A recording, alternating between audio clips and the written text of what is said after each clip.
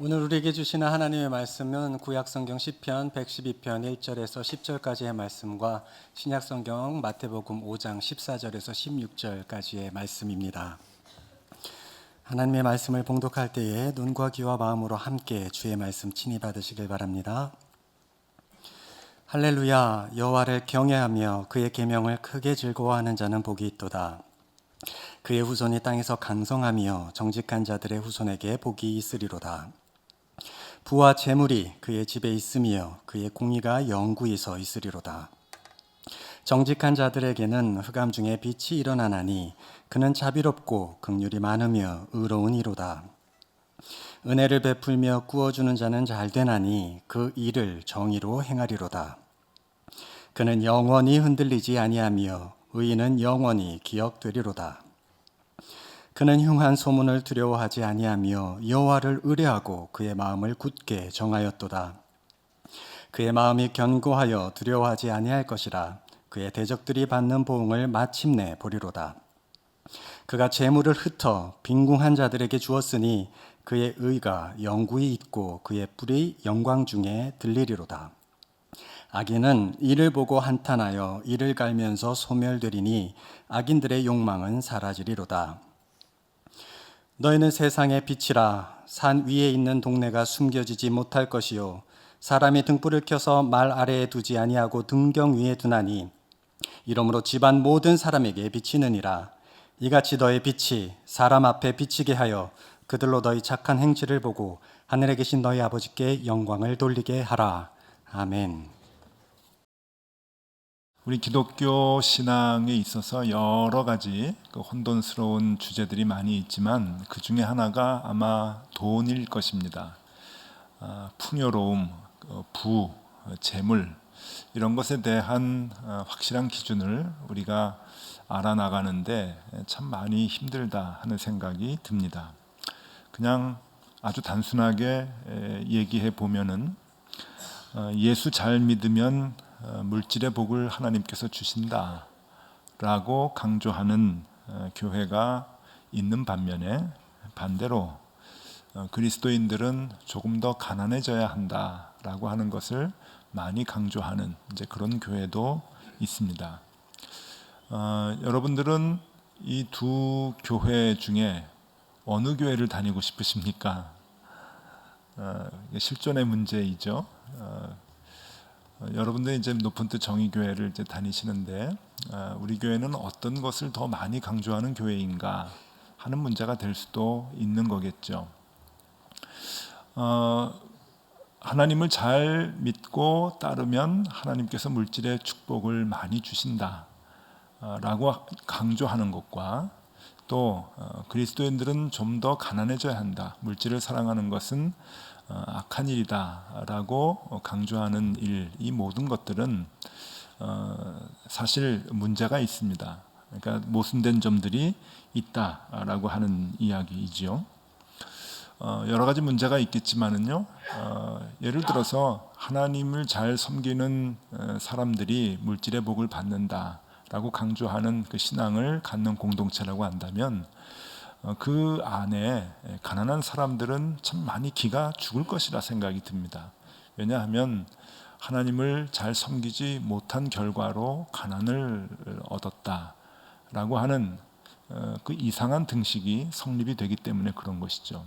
또 반대로 그리스도인들은 돈을 너무 사랑하면 안 된다, 돈을 쫓아가면 안 된다, 조금 더 가난해져야 한다 라고 강조하는 그런 교회의 공동체라고 한다면 그곳에서는 부자들이 좀 마음이 편하지 않을 것 같은 생각이 듭니다. 부자들은 속물스럽게도 돈을 쫓아다니는 사람으로 여겨질 수가 있는 것이죠. 또 그런 교회에서는 부자가 천국에 들어가는 것이 뭐만큼 힘들다, 뭐 그런 얘기도 심심치 않게 하고 이제 그러죠. 그래서 신앙생활에 있어서 이게 명확하게 우리에게 이렇게 잘 정립이 되지 않는 그러한 주제이기도 합니다. 오늘 이 시편 112편의 말씀을 우리가 같이 나누면서 이 기준을 우리가 같이 한번 명확하게 세워보려고 합니다. 그렇게 어렵지 않습니다. 오늘 이 예배를 통해서 그리고 이 우리가 같이 말씀 공부하는 이 설교를 통해서 여러분들이 그동안 희미하게 가졌던 이 물질적인 생각이 있었다고 한다면 평생 바르게 이렇게 딱 정립하는 시간이 되었으면 좋겠다 여겨집니다. 이 112편의 시편의 말씀은 참으로 좀 독특합니다. 어떤 면에서 독특한가 하면은 조금 전에 얘기했던 이 두 가지의 강조를 이 짧은 시편에서 한꺼번에 해주고 있습니다. 그러니까 서로 역설적인 그 신앙의 설명들을 함께 해주고 있는 참 보기 드문 시편이 된다라고 하는 것이죠. 이 상반되는 이야기가 내용이 같은 시 안에 들어가 있다라고 하는 것은 거꾸로 얘기하면 이 혼돈스러운 개념을 잘 설명해 주는 시편이 될 수도 있다라고 하는 얘기가 되겠죠. 그래서 이걸 들여다보면 우리의 신앙에 많은 도움이 되리라 여겨집니다. 이 시편은 누가 썼는지 잘 모릅니다만은 그 시기는 분명합니다.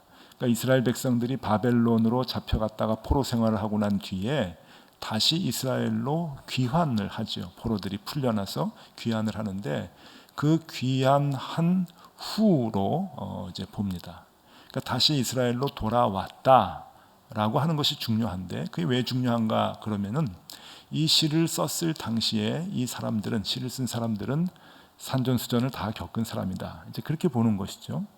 여러분 포로로 잡혀가기 전과 포로로 잡혀갔다가 온 후에 사람의 마음가짐, 삶에 대한 자세 이건 다를 것입니다. 아무래도 별 고생을 다 하고 고난을 다 겪은 사람들이 인생을 대하는 마음이 조금 더 겸허하고 좀 겸손해지지 않겠습니까? 지금 그 시기를 얘기하는 것이죠. 그래서 포로 후기에 포로로 잡혀갔다가 다시 돌아온 후에 기록했다라고 하는 것은 그만큼 인생에 대한 깊은 통찰이 있다라고 하는 이야기가 될 것입니다. 그런 가운데 이 내용을 살펴보면은 이 내용을 성서학자들은 지혜시라고 제목을 붙일 정도로 지혜에 관한 이야기를 해주고 있다라고 보면 됩니다. 그러니까 지혜라고 하는 게 무엇인가 하면요, 여러분 이 지혜는 우리가 이 땅을 살아가는 동안 어떻게 하면 잘 살 수 있을까라고 하는 그 방법을 알려주고 얘기해 주는 게 지혜 아닙니까? 그것을 터득하는 것이 지혜이죠. 그래서 그 지혜를 얘기해 주는 것은 잘 사는 방법을 얘기해 주고 그 지혜를 습득하는 것은 잘 사는 방법을 알게 되는 것입니다. 그러니까 산전수전을 다 겪은 사람들이 그 사람들 후손들에게 산전수전을 아직 잘 모르고 인생을 잘 모르는 후손들에게 지혜를 얘기해 주는 겁니다. 이렇게 살아야 된다. 그래야 시행착오 거치지 않고 잘 살 수 있다라고 하는 것을 얘기해 주는 것이죠. 그런데 그 얘기해 주는 내용 가운데 우리가 혼돈스러워하는 이 부에 대한 두 가지 상반된 개념이 함께 들어가 있다라고 하는 겁니다. 먼저 그것을 하나씩 좀 살펴보면은 1절에서 3절을 먼저 보겠습니다. 1절 3절 제가 다시 한번 읽어드릴게요. 할렐루야 여호와를 경외하며 그의 계명을 크게 즐거워하는 자는 복이 있도다. 그의 후손이 땅에서 강성하며 정직한 자들의 후손에게 복이 있으리로다. 부와 재물이 그의 집에 있으며 그의 공의가 영구히 서 있으리로다. 좋은 단어는 다 들어가 있는데 여호와 하나님을 잘 섬기면 하나님께서 복을 주신다라고 하는 겁니다. 근데 이것이 어떤 복이냐? 자녀와 재물과 건강 이런 복인 것이죠. 여러분 이 세 가지면은 뭐 다 됩니다.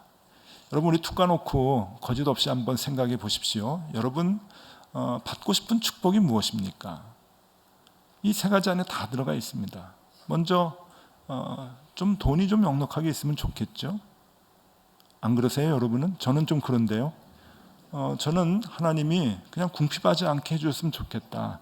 그 기도합니다. 그걸 간구합니다. 그럼 복이라고 생각을 해요. 또 하나는 건강했으면 좋겠어요. 그렇죠, 여러분? 건강은 큰 축복입니다. 건강했으면 좋겠고, 그다음에 세 번째 자녀들이 잘 됐으면 좋겠습니다. 이거 외에는 그렇게 크게 간구하고 싶은 마음이 없을 정도로 이것은 우리에게 있어서 굉장히 중요한 복의 개념이라고 생각을 해요. 그런데 이것을 우리가 조금 어떻게 그렇게 세속적인 것을 강구하나 라고 생각하지 못할 정도로 하나님은 분명하게 우리에게 말씀하십니다. 이 복이다 그러시는 거예요. 그리고 하나님을 잘 경외하고 잘 섬기는 사람들에게 하나님은 이 복을 이 땅을 살아가는 동안 주시겠다 약속을 하시는 거죠. 약속 정도가 아니라 이건 선포입니다. 그리고 이런 내용은 성경에 너무나 많이 있습니다. 자녀의 축복, 그리고 그 자녀가 넉넉히 살아가고 또 건강하게 살아가고 하는 이 복을 하나님이 주신다라고 얘기하고 있죠. 그런데 조금 내려가 보면은 그 반대의 내용도 같이 나옵니다. 9절과 10절을 제가 읽어드리겠습니다. 그가 재물을 흩어 빈궁한 자들에게 주었으니 그의 의가 영구히 있고 그의 뿔이 영광 중에 들리리로다. 악인은 이를 보고 한탄하여 이를 갈면서 소멸되리니 악인들의 욕망은 사라지리로다. 그가 좀 넉넉한데 뭘 좀 가지고 있는데, 돈도 좀 가지고 있고 소유를 좀 가지고 있고 재물을 가지고 있는데 그것을 흩트는 거예요. 그것을 베풀고 남들에게 주는 거예요.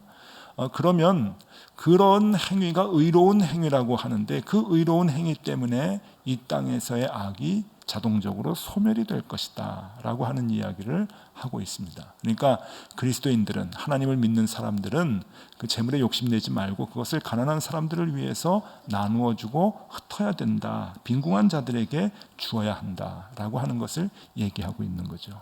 그러면 그 행위 때문에 이 땅에서의 악이 없어지게 된다. 아주 그 놀라운 그러한 그 이야기를 하나님께서 해주고 있습니다. 그러고 보면은요, 이 시편 112편은 누가 썼느냐, 뭐 언제 썼느냐 이런 것도 중요하겠지만 더 중요한 것이 있어요. 우리의 신앙에 참 그 중요한 문제를 하나 해결해 주는 실마리가 되는데, 그것은 뭔가 하면은 이 부에 대한 그 물질에 대한 축복관, 물질에 대한 축복, 이것을 하나님께 간구해서 잘 예수님을 섬기고 믿고 하나님을 잘 섬겨서 하나님으로부터 받는 복이냐, 아니면 우리가 살아가면서 가난한 사람들을 위해서 늘 베풀고 우리가 늘 가난해져야 하느냐, 이것 때문에 우리가 늘 갈등을 한단 말이에요. 우리 교회가 어떤 기준에서 목회를 하느냐, 어떤 교회로 만들어 나가느냐, 이것도 굉장히 중요한 목회 철학이거든요. 우리가 어떤 신앙생활을 하느냐, 그 신앙의 가장 중요한 기준들이겠죠. 이것 때문에 우리가 굉장히 고민을 많이 하는데, 여기에서 얘기하는 것은 이것은 선택사항이 아니라는 거예요.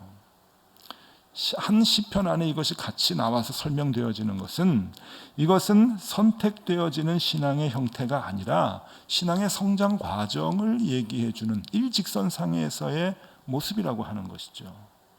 그러니까 나는 이런 신앙을 쫓아가겠다, 나는 아니다, 나는 이런 신앙을 쫓아가겠다라고 하는 선택의 여지가 있는, 선택해야 하는 그런 그 신앙의 모습이 아니라는 거예요. 그러니까 첫 번째로는 하나님께 우리가 복을 얻는 삶을 살아야 되고, 그 뒤로는 그 복을 나누는 삶을 사는 데까지 성장해야 된다라고 하는 것을 우리의 인생 가운데 일직선상에서 함께 얘기해 주고 있는 것이죠. 그러니까 저나 여러분들의 인생의 삶에서 이 두 가지는 같이 나타나야 된다고 하는 겁니다.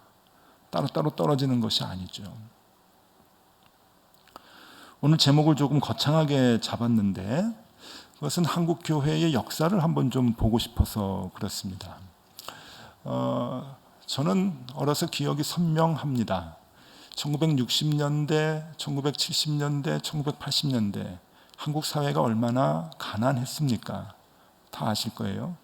저는 지금도 이해하지 못하는 것이, 겨울에 학교를 가면은 난로를 떼주는데, 난로도 조개탄을 줘서 학생들이, 초등학교 학생들이 직접 불을 붙여가지고 이제 떼는데, 그 떼는 기준이 영하 3도였습니다. 기억하십니까? 여러분, 영하 3도 밑으로 내려가지 않으면은 학교에서 난로를 떼주지 않았어요.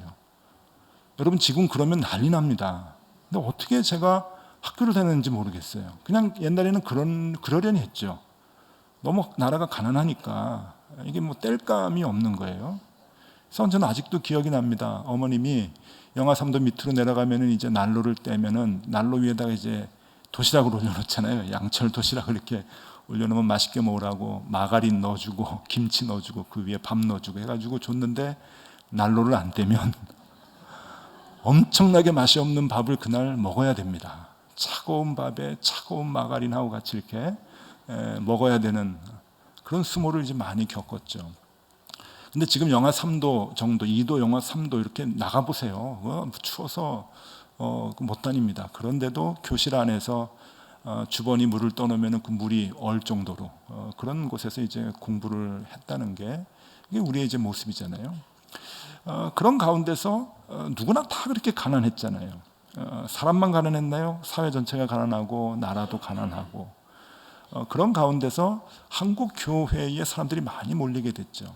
그 교회에서 많이 얘기하는, 저 어렸을 때 이제 선명하게 기억들이 나는데, 교회에서 많이 강단에서 얘기하는 것은 주로 축복입니다. 우리가 어떻게 하면 조금 더 여유 있게 살 수 있을까?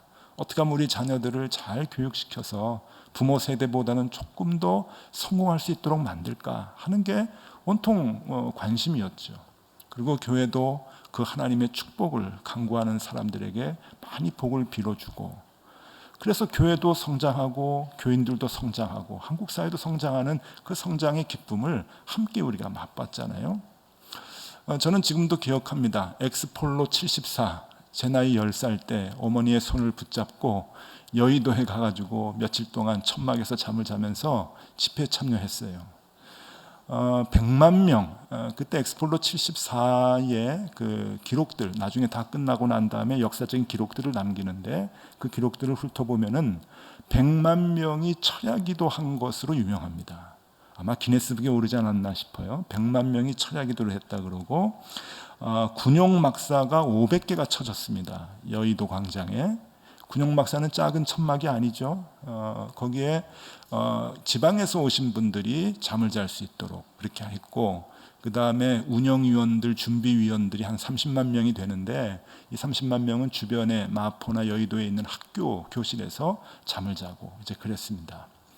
또 기록을 보니까 그 봉사하는 전도요원이라고 그랬는데, 봉사하는 30만 명을 먹이기 위해서 쌀 10,000가마가 동원이 됐대요. 엄청난 기록이죠. 그 다음에 한 번에 5,000명분을 먹일 수 있는 밥솥, 그것이 전국에서 20개가 동원이 됐는데, 이 밥솥을 운영하는 기술자, 그 밥솥을 만질 수 있는 사람만 300명이었다고 그럽니다. 아주 밥을 해서 트럭에다가 실어서 3륜차에다 그때 실어서 각 막사마다 학교마다 밥을 실어 나르고 해서 8월달 그 땡볕 더위에, 그러니까 밤에 모였죠. 밤에 철야하면서 그렇게 기도했던 기억이 납니다. 저희 어머니 눈물 흘리면서 기도했던 그 기도를 옆에 꿇어 앉아가지고 저도 듣고 이제 그랬는데, 그때 제 나이가 10살이었습니다. 아무것도 몰랐는데 나중에 보니까 그 제목이 엑스폴로 74예요. 엑스폴로가 뭡니까? 폭발하다는 거 아닙니까? 뭐가 폭발합니까? 성령이 폭발한다고 하는 그 의미가 한국 교인들에게는 축복의 폭발로 이제 여겨지는 거죠. 그래서 복을 사모하고 그 하나님의 말씀을 듣고 하나님의 말씀대로 살게 되면은 우리가 하나님으로부터 축복을 폭발적으로 받는다 하는 그 기대가 그 시대에는 다 있었습니다. 그렇게 한국 사회와 같이 교회는 성장을 했지요. 그때만 해도 교회는 사회로부터 지탄받지는 않았습니다. 근데 문제는 80년대가 넘어가면서 이제 경제 성장이 어느 정도 되고 교회도 커지고 부유해지면서 그 뒤부터 교회가 문제가 됐죠.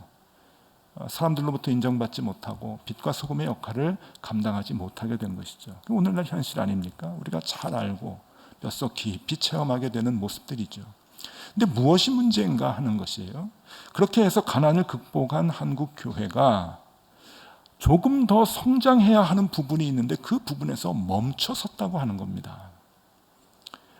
그 조금 더 성장해야 하는 그 부분이 뭔가 하면은, 이게 조금 역설적인 건데, 가난을 극복해서 풍요롭게 됐어요. 그 풍요롭게 된 한국 교회와 교인들이 더 나가야 하는 성숙한 부분이 뭐냐면은 다시 가난해지는 거예요. 좀 역설적이죠.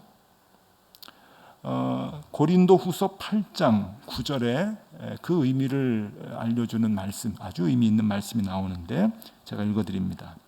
우리 주 예수 그리스도의 은혜를 너희가 알거니와 부요하신 이로서 너희를 위하여 가난하게 되심은 그의 가난함으로 말미암아 너희를 부요하게 하려 하심이라. 서로 상반되는 두 단어, 가난과 부가 함께 막 이렇게 나옵니다.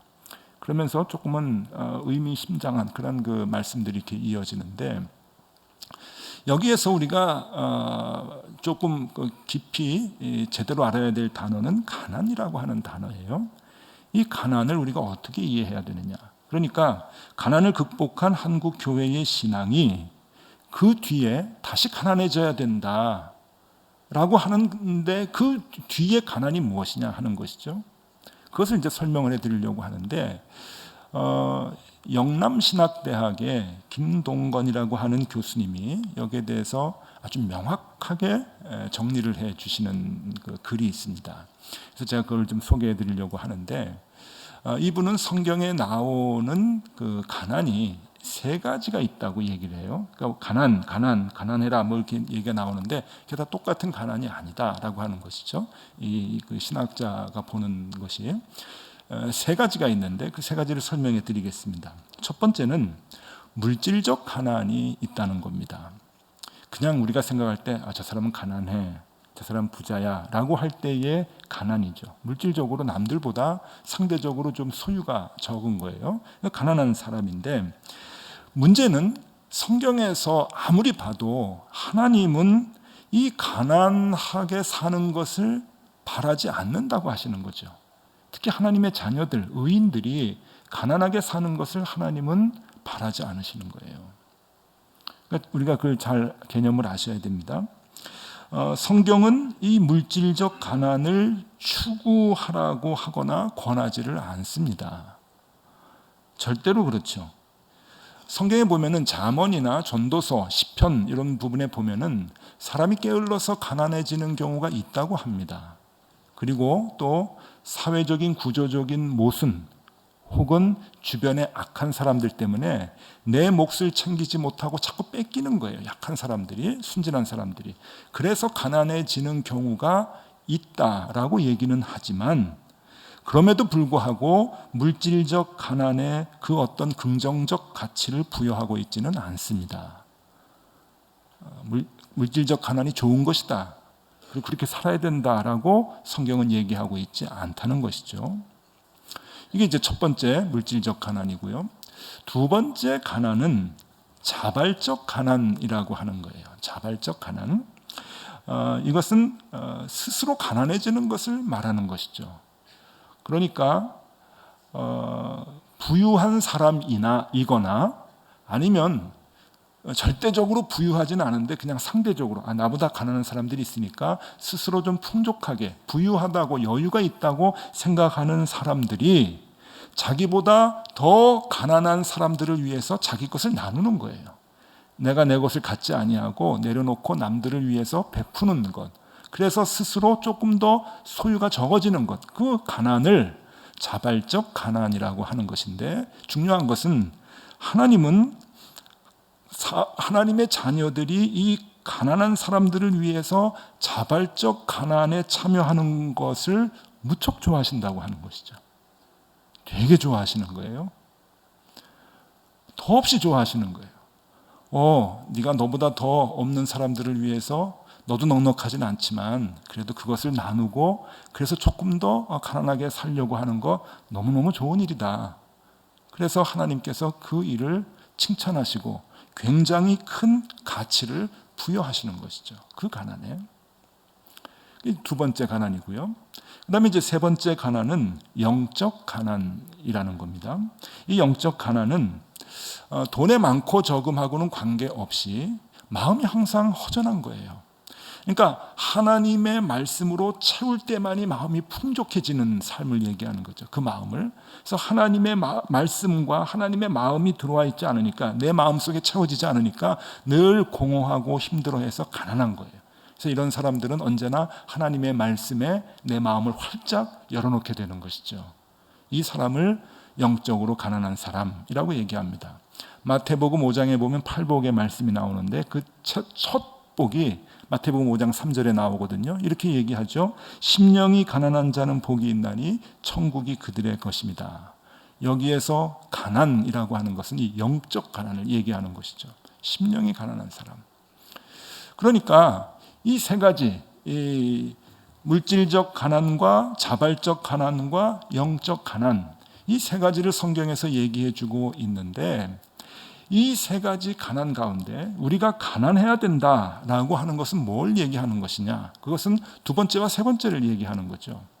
그러니까 우리가 정말 물질적으로 가난해서 하나님께 간구하고, 하나님 괴롭습니다, 먹을 것 좀 주십시오, 하루 세 끼 밥 먹기 힘든데 하나님 좀 살게 해주십시오 해서 하나님께서 채워주셔서 하루 세 끼 밥도 먹고 이젠 좀 여유롭게 살 수 있게 되었다라고 한다면, 그 뒤에 하나님의 자녀들이 가져야 하는 삶의 자세는 영적 가난인 거예요.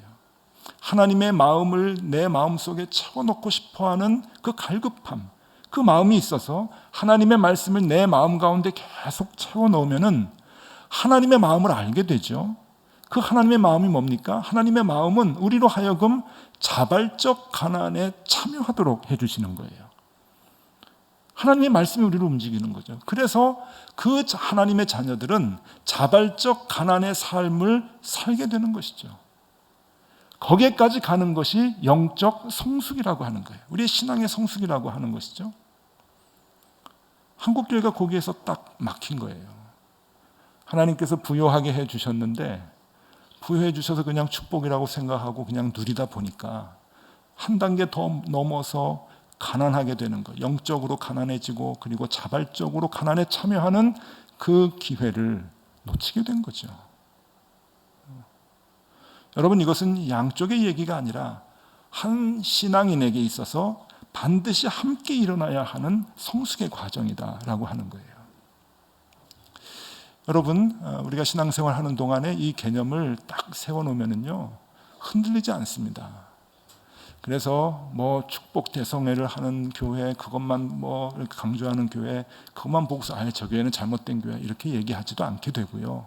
그리고 가난을 우리가 가난하게 돼야 됩니다. 가난이 선입니다, 덕입니다. 그거 강조하는 교회에 가서도 저건 좀 이상한 교회야 그렇게 생각하지도 않고, 여기가 또 옳은 교회야 그렇게만 자부하지도 않는 것이죠.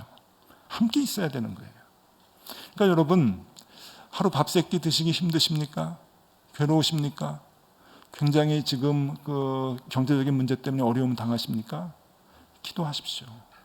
하나님 기도하라 하셨습니다. 그 나쁜 것 아닙니다. 우리가 조금 여유 있고 넉넉하게 살기 위해서 하나님께 간구하는 것, 그 절대로 잘못된 것 아닙니다. 우리 교회는 제가 그걸 좀 강조를 안 하니까 혹시 그렇게 하면 좀 잘못된 거라고 생각이 되는 분들이 좀 계신데, 절대 그렇지 않습니다. 그건 제가 목회를 잘못한 거죠. 절대 그렇지 않습니다. 여러분, 건강을 위해서 기도하십시오. 자녀들이 잘 되는 것을 위해서 기도하십시오. 하나님 가능하시면 그 복을 주셔서 우리가 누릴 수 있어야 합니다. 하나님 달라 그러세요. 하나님께 해야 합니다. 그런데 하나님이 조금이라도 여유 있게 우리를 채워주신다고 한다면 그것으로 멈추는 게 아니죠. 그 뒤로는 가난한 영적인 가난한 마음을 갖고 하나님의 마음을 품고 있다가 하나님께서 인도하시는 대로 자발적 가난에 참여할 수 있어야 되는 것이죠. 그게 그리스도인들의 삶의 여정이 되어야 한다 하는 것이죠. 그게.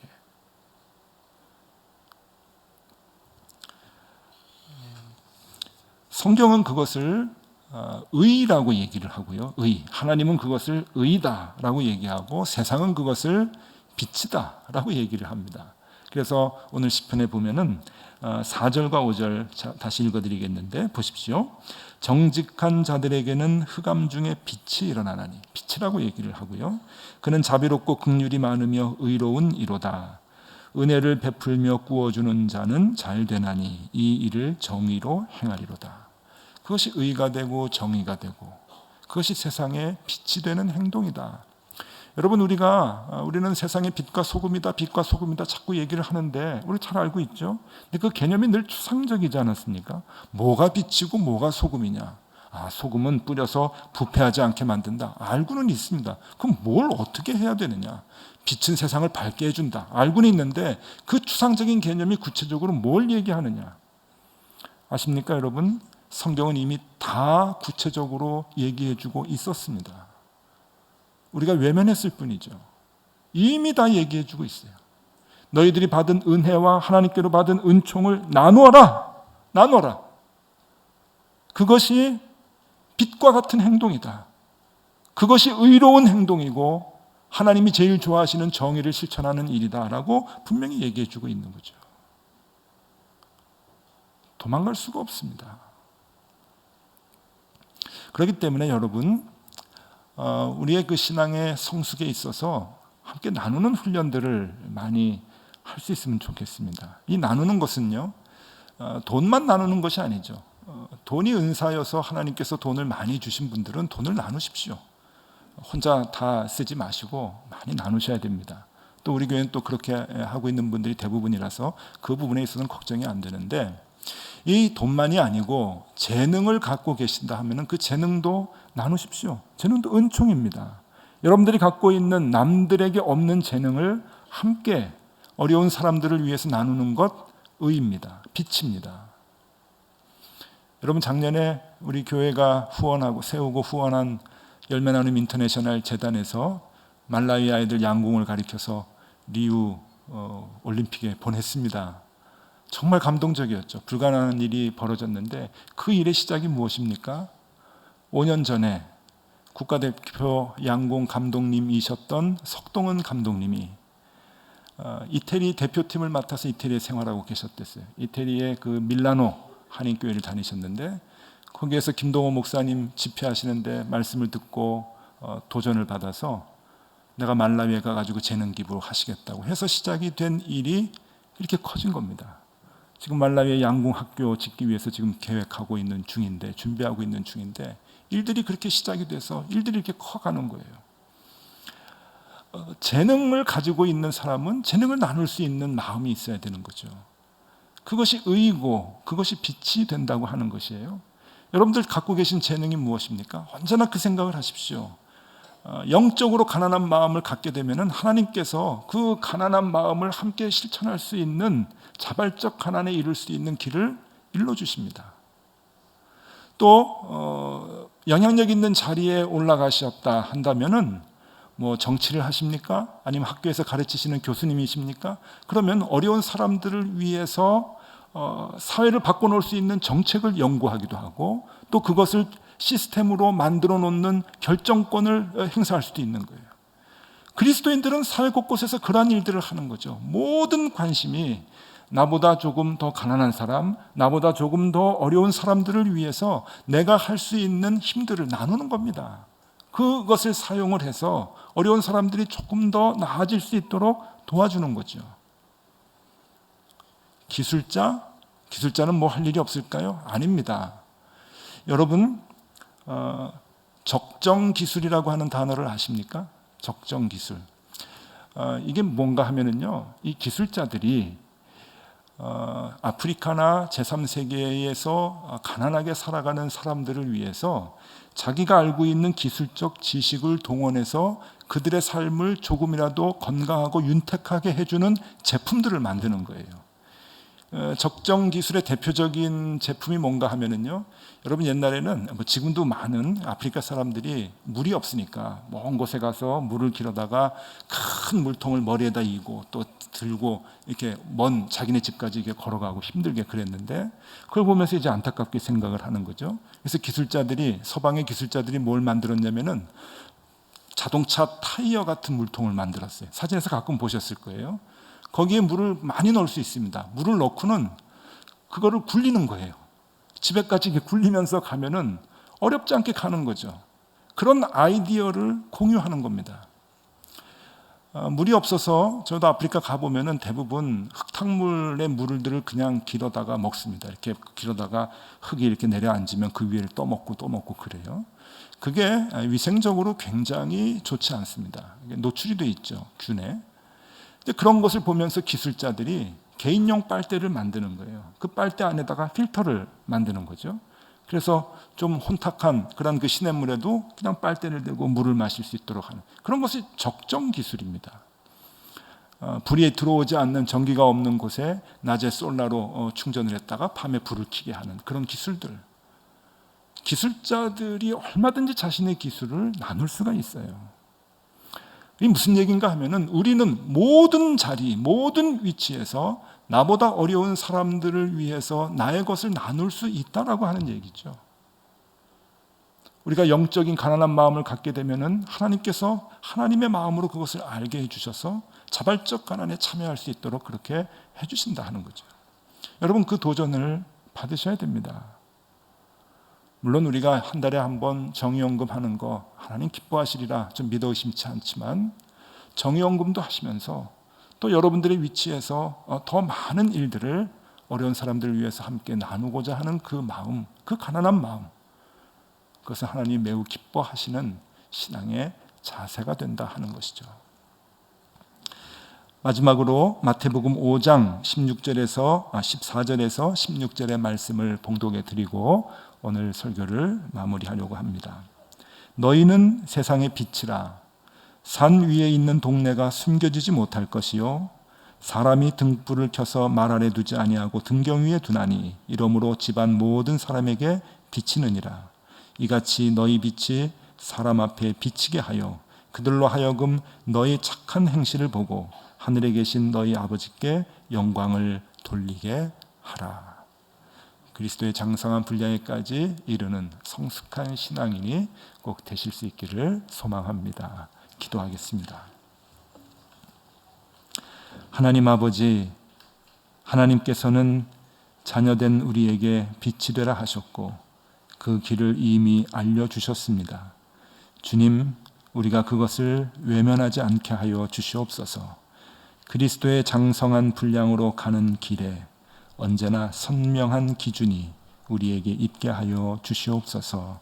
예수 그리스도의 이름으로 기도드리옵나이다. 아멘.